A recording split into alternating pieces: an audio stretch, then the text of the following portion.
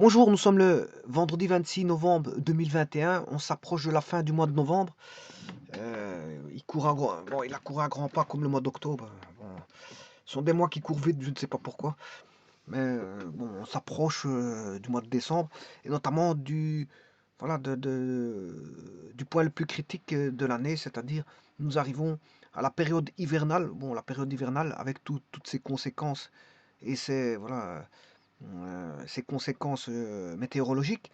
Euh, enfin, du moins, si on va rencontrer cette année-ci de la neige, ils disent que aujourd'hui il y aurait de probables chutes de neige, je ne sais pas où. Bon, en tout cas, ici, bon, ça m'étonnerait que dans ma région on ait des chutes de neige parce que la température n'est pas propice. Mais je vous dis, la météo est tellement variable qu'elle peut voilà, fluctuer d'un moment à l'autre et de manière assez conséquente. Donc on peut croire la météorologie, se dire bon pourquoi pas il peut neiger dans ma région, mais à première vue, à mon avis, ça ne sera pas le cas pour moi. Mais c'est vrai que tout peut changer d'un moment à l'autre. Quand on sort, il y a pas, les températures ne sont pas propices à les chutes de neige. Maintenant, voilà, il faut voir dans d'autres régions, il y a de fortes, il y a peut-être d'autres, il y a des probabilités pour que il neige dans d'autres régions plus, on va dire. Plus propice voilà, à ce que il y ait des chutes de neige en période fin d'automne, début d'hiver, puisqu'en fait ils sont situés sur des plateaux. Alors, quelle doit être la surface minimum d'un bloc de glace de 30 cm d'épaisseur flottant sur l'eau pour qu'il supporte une automobile de 1250 kg? Alors, le problème il est clair et net. Quelle doit être la surface minimum? Donc, on recherche une surface. C'est la première chose que vous devez vous poser comme question quand vous lisez ce texte. Ben, qu'est-ce qu'on recherche? Ben, on recherche une surface. Et la surface, attention qu'elle doit être minimale, d'un bloc de glace de 30 cm d'épaisseur. Donc on connaît le bloc de glace, bon, 30 cm c'est quand même assez conséquent. Je veux dire, c'est une latte. Une latte. Pourquoi une latte? Une latte, pourquoi 30 cm une latte? Parce que les feuilles font déjà 29 cm. Donc quand on veut placer une latte sur une feuille de papier, ben, la feuille de papier faisant 29, 297, voilà, 297 cm, eh bien, bah, il faut au moins pouvoir mesurer une longueur de feuille. Et donc, la latte fait 30 cm. Et donc, vous pouvez imaginer que le bloc de glace fait une latte, une latte complète de 30 cm. Alors, il existe des lattes de 40 cm. Voilà, bon, pour des feuilles plus grandes, hein, il y a des feuilles plus grandes, il y a des feuilles voilà, de 200 ans. On n'a pas que le format, il y a toutes sortes de formats, hein, A0, A1, A2, A3, A4. Il n'y a pas que le format A4. Bon, généralement, on travaille sur le format A4, mais le format standard A4 que les étudiants travaillent dessus, l'administration travaille en A4. Mais les dessins ne se font pas en A4 parce que bon, voilà, ils se font dans des grands, les plans se font dans, voilà, des, des- voire des A0 où on met tout le plan. Voilà, les plans d'architecture, les plans, les plans d'architecture peuvent se mettre dans des A0. Les plans d'architecture contiennent un petit peu tout, hein. Ils peuvent contenir bon, le plan de l'électricité, le plan des canalisations, le plan voilà, du terrain, le plan peut contenir beaucoup de choses. Beaucoup d'informations sont contenues dans un plan.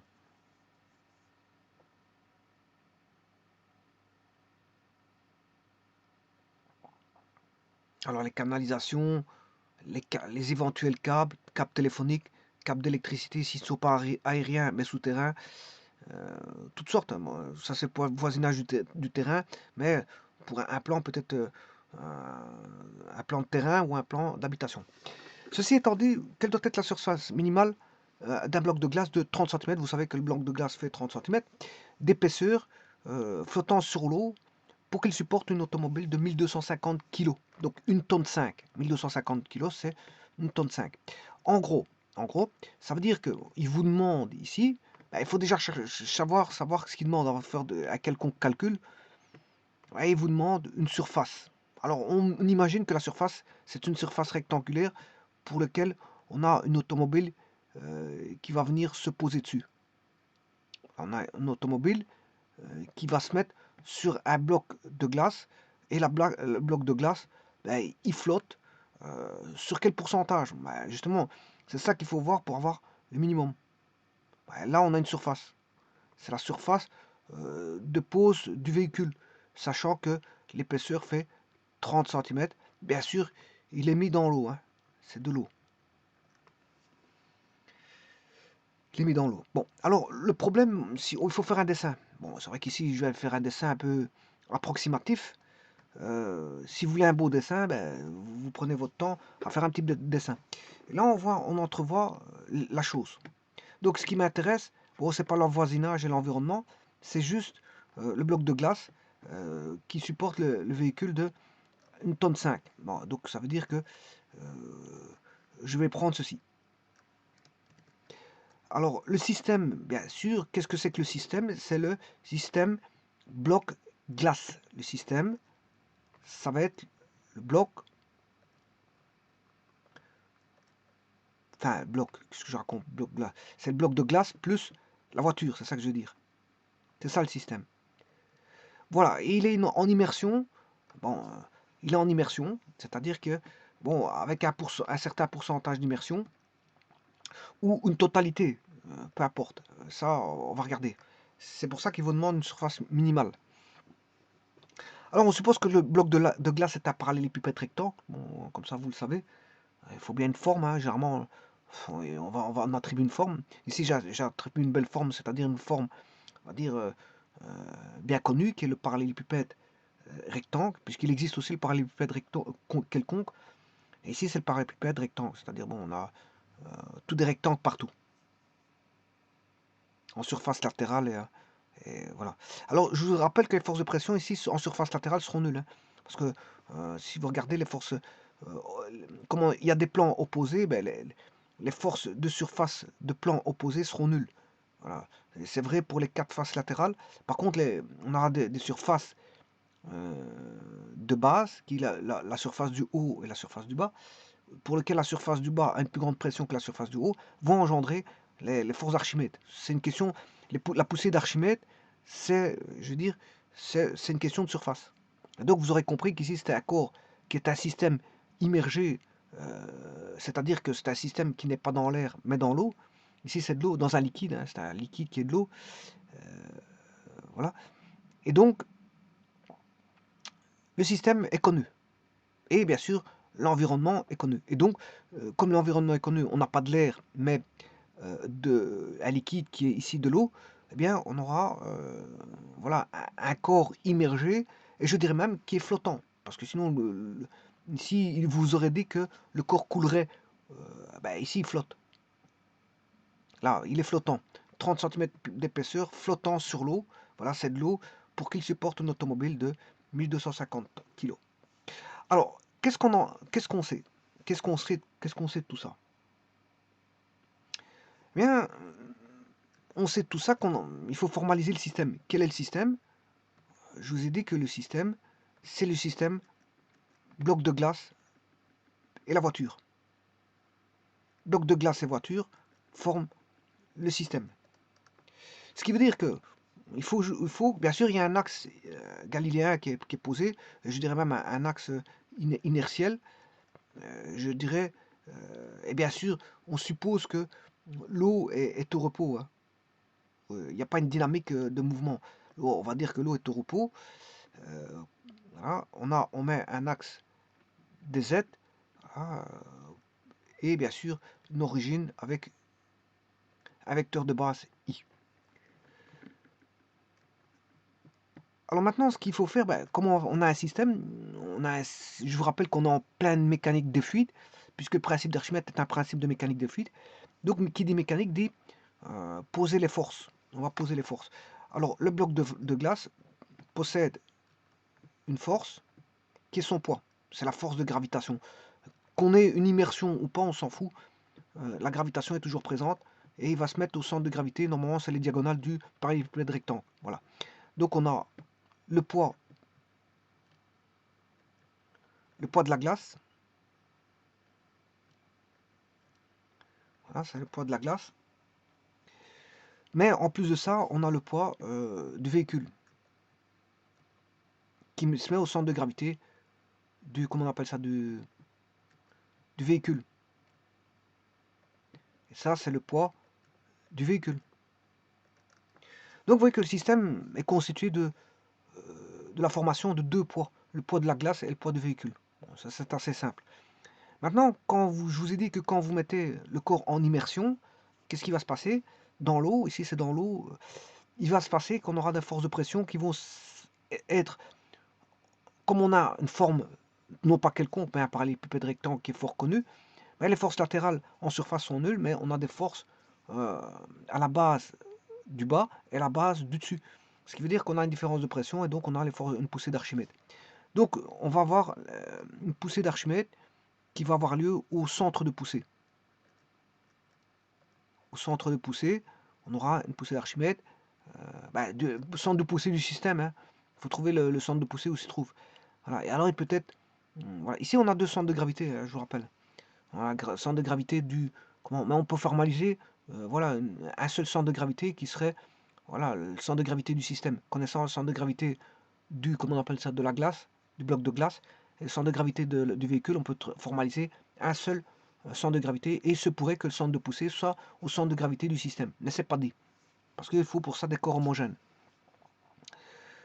Alors, le centre de poussée au centre de poussée, on va avoir une poussée d'Archimède qu'on appelle P'. Alors, je vous rappelle que tout est parallèle, ce sont tous des vecteurs parallèles. Si on projette, ben on a l'escalaire, on n'a pas d'angle qui intervient, puisque l'angle vaut 0. Mais si on fait une projection sur l'axe Z, ben, la projection fait d'un angle que... En fait, l'angle, il fait 0. Quand je dis il n'y a pas d'angle, c'est 0. Mais le cosinus de 0, mais ça fait 1. C'est comme s'il n'était pas là. C'est comme si l'angle, on ne faisait pas référence à l'angle, parce que c'est toutes des forces parallèles.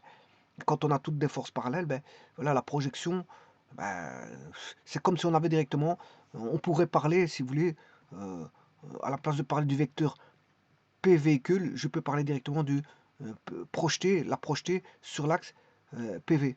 Alors je peux parler directement de PV, poids de la glace, au niveau scalaire et non plus au niveau vectoriel, parce que j'ai projeté sur l'axe des Z, et comme il n'y a pas d'angle qui intervient, ben, voilà, donc je parle au niveau scalaire, au niveau de la norme des vecteurs PV, P' et PGL, qui sont tous des vecteurs parallèles, donc aucun problème. Et c'est à partir de ça qu'il faut formaliser les équations. Alors vous aurez compris quelque chose. On vous demande une surface. Et bon, ici c'est une surface mini. La surface minimum va dépendre du pourcentage d'immersion. Alors, je peux entrevoir qu'il est complètement immergé ou en partie immergé. Alors, je vais faire deux cas de figure, immergé à 100% et immergé à 50%. Soit il est totalement immergé, il est complètement dans l'eau, là c'est 100%, mais il flotte. Hein, voilà. Ou soit il est immergé à 50%, donc il y a 50% d'eau de l'eau, et du bloc de glace bien sûr, et 50% à l'intérieur du bloc de glace. Donc je vais trouver deux types de surfaces. Deux types de surfaces. Une sera minimale, probablement le 100%. Vous allez voir que c'est le 100% qui est, je vais dire, minimal. La surface minimale. Donc on demande une surface, mais c'est assez simple parce que je rappelle que la poussée d'Archimède fait intervenir ρ, g, v, volume. Qui dit volume, je peux trouver la surface puisque on connaît l'épaisseur du bloc de glace. Donc, bon, et comme on a un parallélépipède, c'est assez facile. Ayant le volume du parallélépipède rectangle, là, avec un pourcentage d'immersion, hein, 100% ou 50%, on s'en fout, je le verrai par après. Et puis, une fois qu'on a le volume, ben, ayant 30 cm d'épaisseur, on peut trouver sa surface. Puisqu'on sait bien que pour un parallélépipède, le volume vaut la base fois la hauteur. La base, c'est la surface qu'on recherche, fois la hauteur qui est 30 cm. Voilà. Et l'auto pèse une tonne 5, donc on connaît son poids. On connaît sa masse, donc on connaît son poids. On connaît la hauteur du bloc de glace.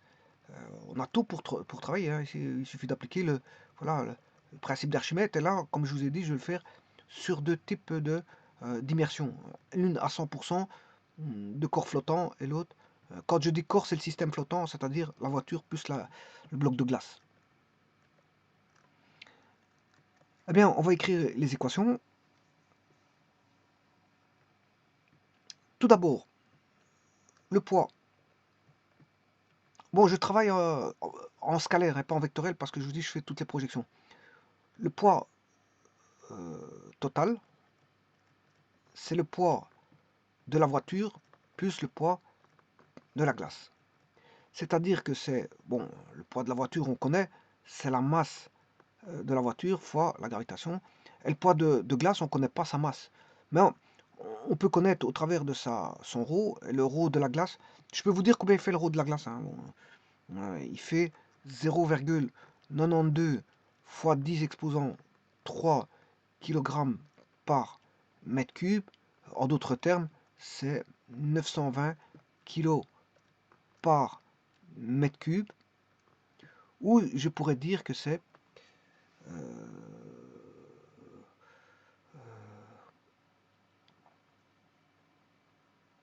bon, ça c'est en unité MKS. Ce serait 0,92 grammes par centimètre cube.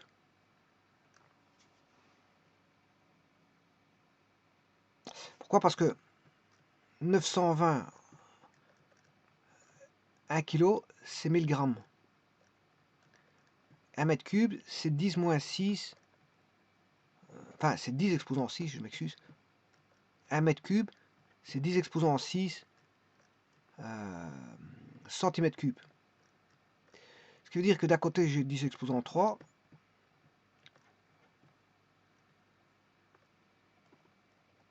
et en dessous 10 exposant 6. Si je fais la simplification, ça fait 10 moins 3. Donc 10 moins 3, c'est divisé par 1000. Et là, je l'ai en unité CGS. Je passe des unités MKS aux unités CGS. Voilà, si vous voulez savoir, c'est ça. Bon, ici, moi, je vais travailler en unité MKS. Bon, parfois, c'est intéressant de travailler en CGS. Quand est-ce?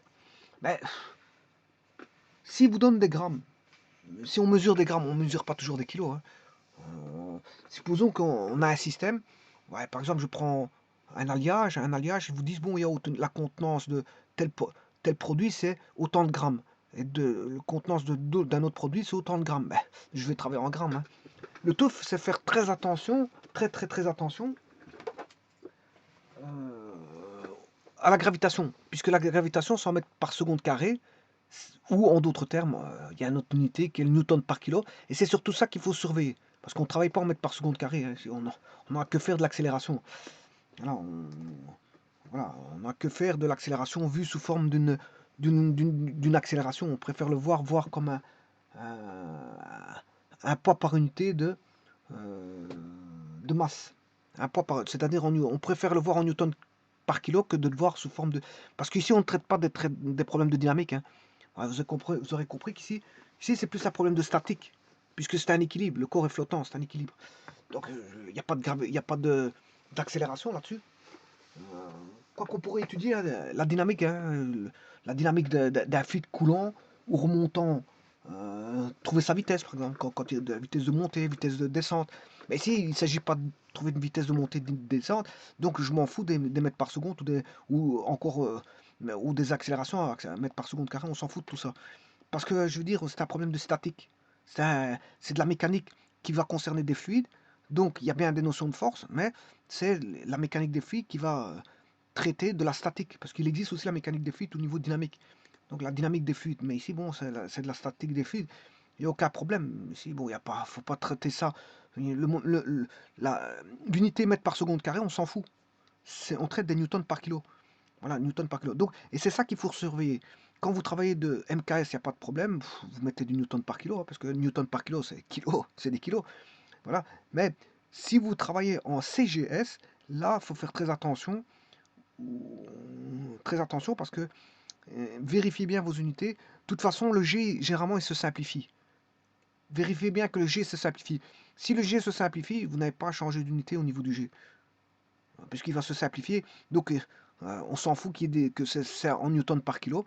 Vous pouvez exprimer tout en unité CGS parce que le G va se simplifier, il va s'éliminer.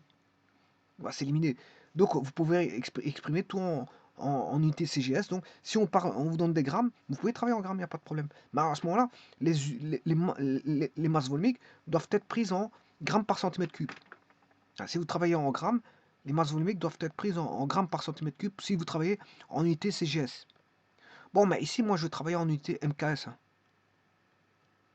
Ça, c'est le rho de la glace, 920 kg par mètre cube. Je vais travailler en unité MKS, c'est-à-dire mètre kilogramme seconde, et non pas en CGS, centimètre gramme seconde. Alors pourquoi je vais travailler en MKS et pas en CGS? Parce que bah, ici, on a affaire à un grand poids, hein, une grande masse. Dans l'énoncé, 1250 kg, c'est une grande masse. Hein. Bah, si on me donne un alliage, par exemple, on me demande de rechercher quelque chose sur un alliage et qui donne des masses en grammes, 100 grammes, 200 grammes, 300 grammes, je ne vais pas remettre en kilos. Hein. Voilà, je vais m'adapter à l'unité, voilà, la plus petite ou la plus grande. Si c'est la plus grande, ben, je prends en kilos. Si c'est des unités qui se sont exprimées en grammes, je prends l'unité la plus petite. Donc je travaille en CGS. On n'est pas obligé de toujours travailler en MKS. Hein, on peut travailler à il y a des autres unités que le MKS et CGS. Hein. Il n'y a pas que ça. Voilà, on peut travailler dans les unités qu'on veut. Les unités qu'on veut. Et moi ici, je travaille en MKS. Mais il arrive parfois que pour certains problèmes, je travaille en CGS parce qu'il donne déjà des grammes. Il vous donne la masse volumique en grammes par centimètre cube. Donc autant en profiter de travailler avec les unités et de ne pas faire de conversion d'unité inutile. Hein.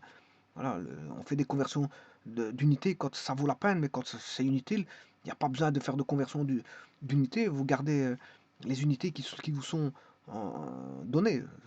Si vous donne des grammes, vous travaillez en grammes. Si vous donne des masses volumiques en grammes par centimètre cube, vous travaillez en CGS, il n'y a pas de problème.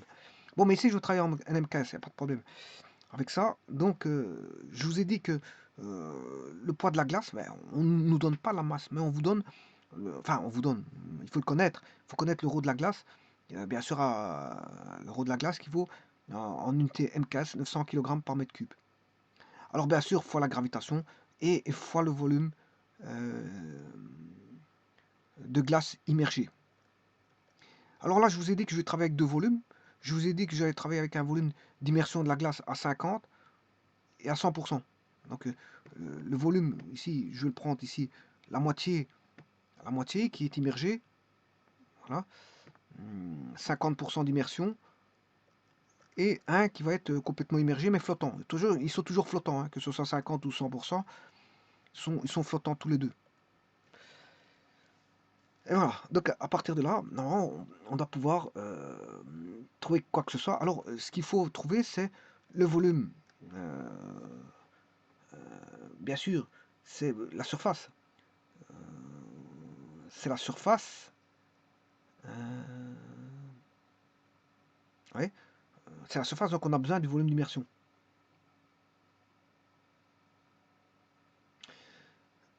Voilà, ça c'est le poids total. C'est la première équation qui va concerner l'équation des poids. Non, je raconte une bêtise.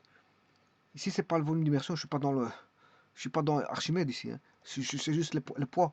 Je m'excuse. C'est le volume total. Hein. Je m'excuse. C'est le volume total du bloc de glace. Hein. C'est le poids total. Je cherche le poids. Ici, c'est la première équation de poids. C'est l'équation de poids. Ici, n'a été formalisé que l'équation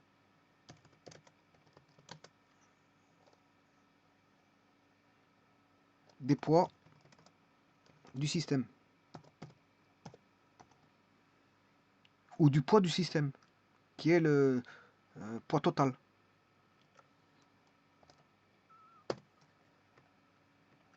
Je n'ai fait que ça ici. Hein.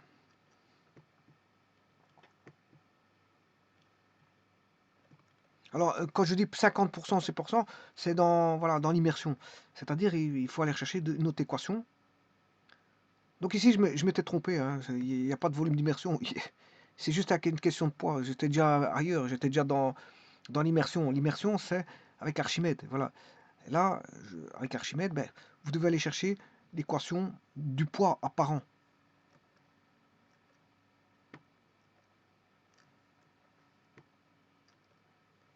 Alors, le poids apparent, je vous rappelle que c'est une projection sur l'axe des Z qui va donner le poids total du corps moins la poussée d'Archimède,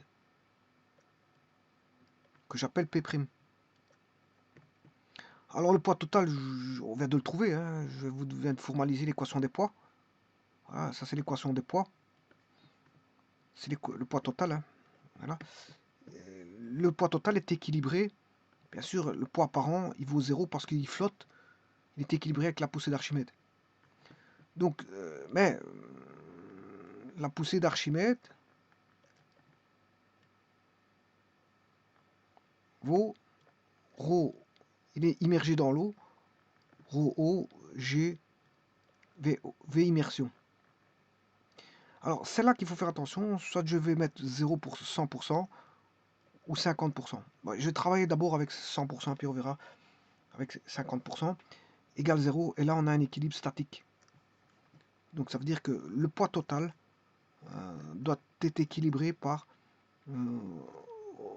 la poussée d'Archimède P', qui est ρ O, G, V immersion. Ce qui veut dire que ça c'est l'équation numéro 2, et là je résous, je n'ai plus qu'à résoudre, en allant chercher bien sûr l'équation du poids. Le poids total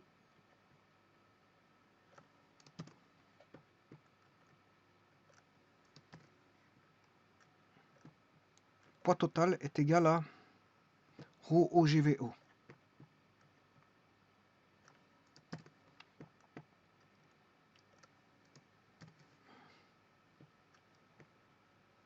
Alors je vais mettre d'abord 100% d'immersion. Je vais travailler à 100% d'immersion. Et puis je ferai à 50% d'immersion.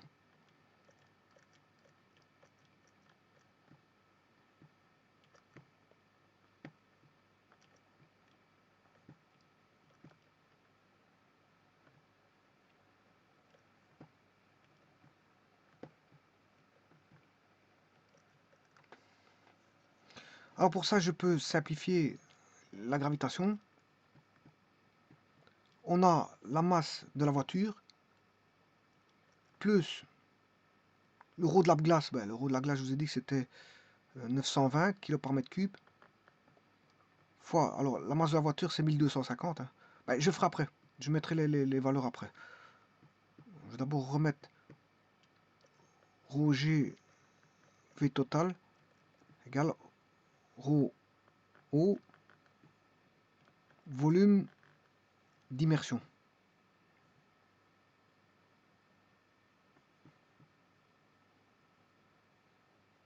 Donc là, je vais dire que si je fais la transformation, ρ O volume d'immersion moins ρ G volume total égale la masse de la voiture. Et voilà, et là je peux considérer soit 100% ou 50% à partir de cette équation. Pour l'instant, on ne peut pas parler de... bon, je vais retirer un truc.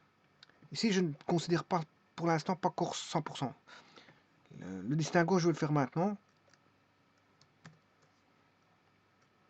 Alors, pour l'instant, je vais faire 100%. C'est-à-dire 100%, si je fais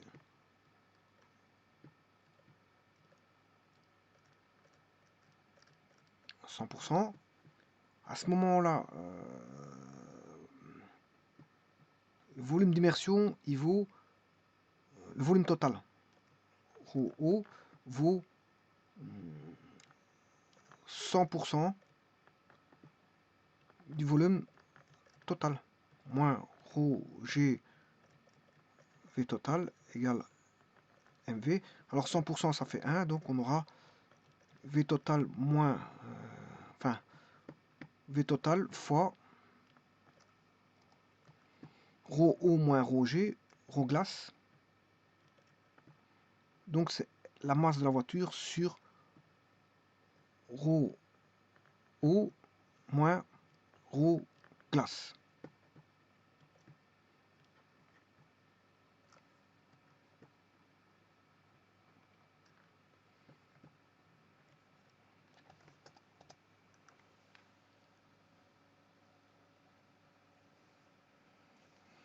Voilà, ça c'est simple pour l'instant. Alors maintenant je vais considérer à 50%.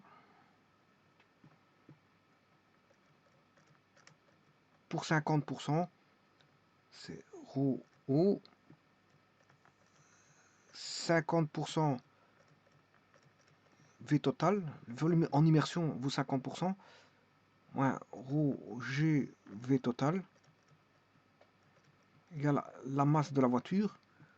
Donc le V total vaudra la masse de la voiture divisé par 50%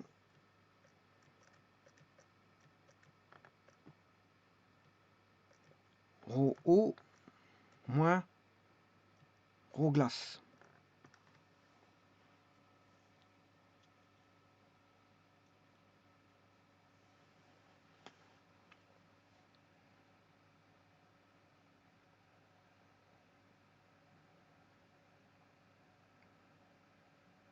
Donc là, à mon avis, on va avoir une valeur négative.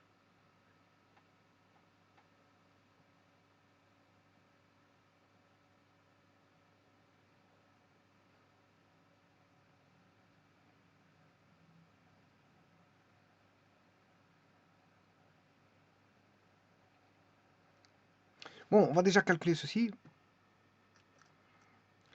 La masse de la voiture, c'est 1250 kg. Divisé par ρ O, c'est 1000 kg par mètre cube, moins 920.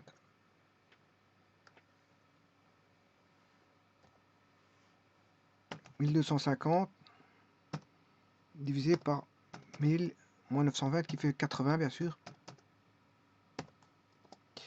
15,625 mètres cubes.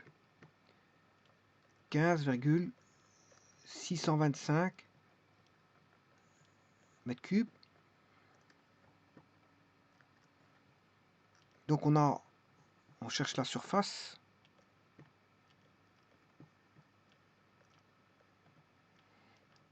Sachant qu'on a 30 cm, c'est 0,3 mètres.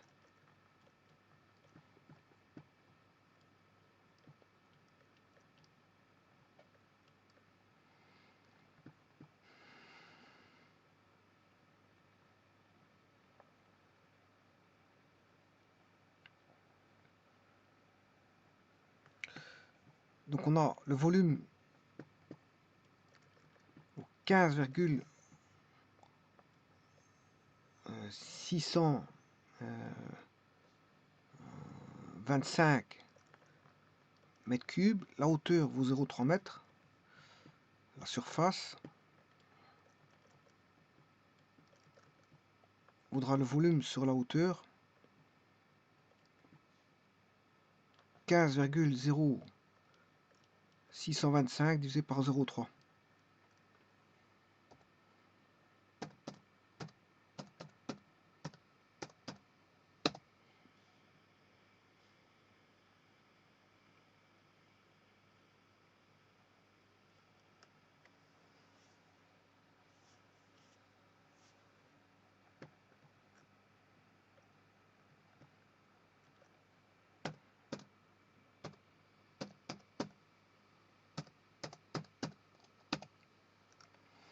Voilà. 52,03. 52. Bon, je vais m'arrêter à 52 environ. 52 mètres carrés. Alors, 52, en gros, hein, parce que c'est environ. Par 2, c'est 26. Par 2, ça fait 13.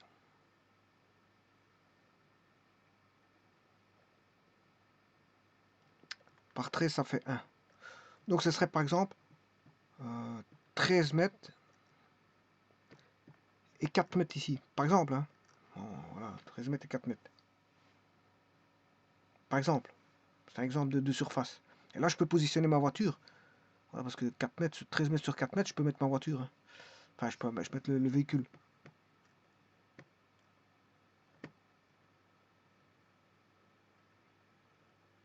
Voilà, donc ici, on a 13 mètres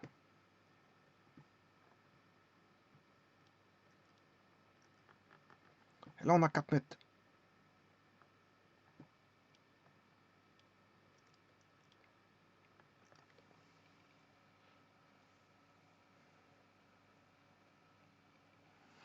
Alors maintenant, y a-t-il un sens à calculer avec 50%?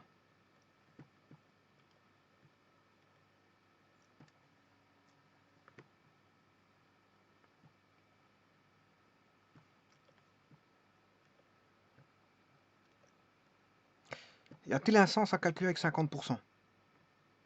Ben, déjà ici, vous allez avoir du négatif. Parce que on aura 1250 divisé par 50% de 1000, c'est la moitié de 1000, c'est 500, moins 920. Donc ici, il n'y a pas de sens à calculer avec 50%. Donc, si vous voulez calculer le volume, c'est par rapport au 100%, et non pas à 50%. Donc, il n'y a aucun sens de calculer avec 50%. Il faut le calculer avec 100%.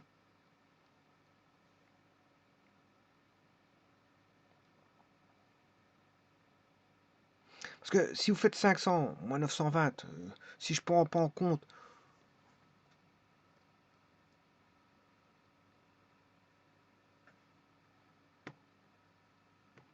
Oui, ici, ça voudrait dire que ce cas-là, on n'aura pas. On n'aura pas ce 50% là. Parce que pour avoir 50% là, il faut des autres poids qui soient différents de, on va dire, du poids de la glace et du poids de la voiture qui est donné ici, 1250 et voilà, du poids de la glace. Enfin, du poids de la voiture. Il faut que ce soit différent. Si vous voulez des masses volumiques, voilà, pour qu'ils s'enfoncent à 50%, les- les- la masse volumique doit être ne doit pas valoir voilà, 920. Il aurait fallu que... Voilà. De toute façon, celui-ci, c'est un non-sens, parce que ça donne du négatif.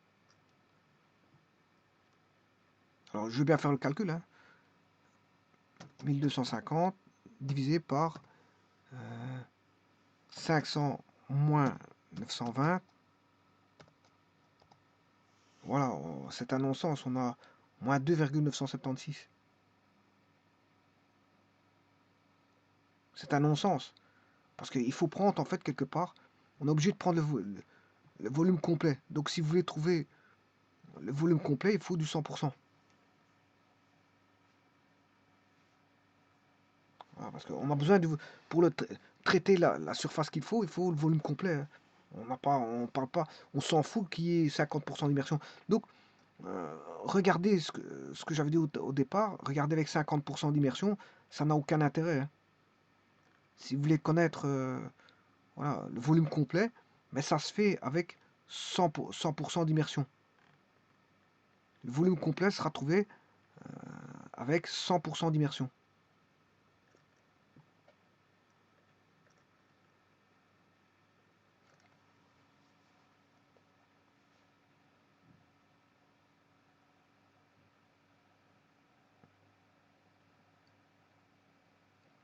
Et donc, une fois qu'on a 100% d'immersion, le volume, ben, il est fixé.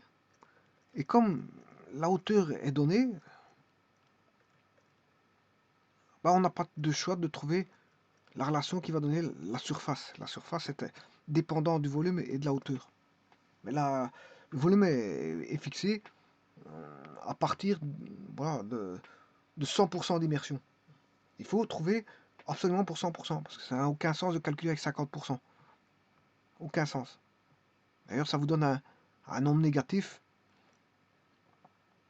et ça vous donne un petit volume de 2 mètres cubes en valeur absolue. Donc ça n'a aucun sens.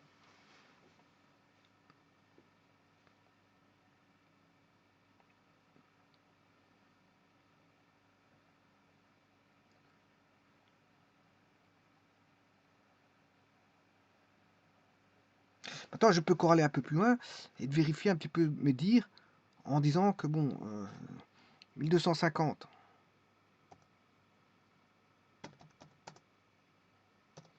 divisé par 500 moins 920. Ah, ça fait moins. Et là, ça serait le volume. Je devrais diviser par 0,15. Ouais, là, ça donnerait une surface de 20 mètres carrés. Parce que j'ai pris 0,15 parce qu'il est... Ah, non, de toute façon, ça n'a aucun intérêt de faire tout ça. Ça n'a aucun intérêt. Il faut le prendre à 100%, point.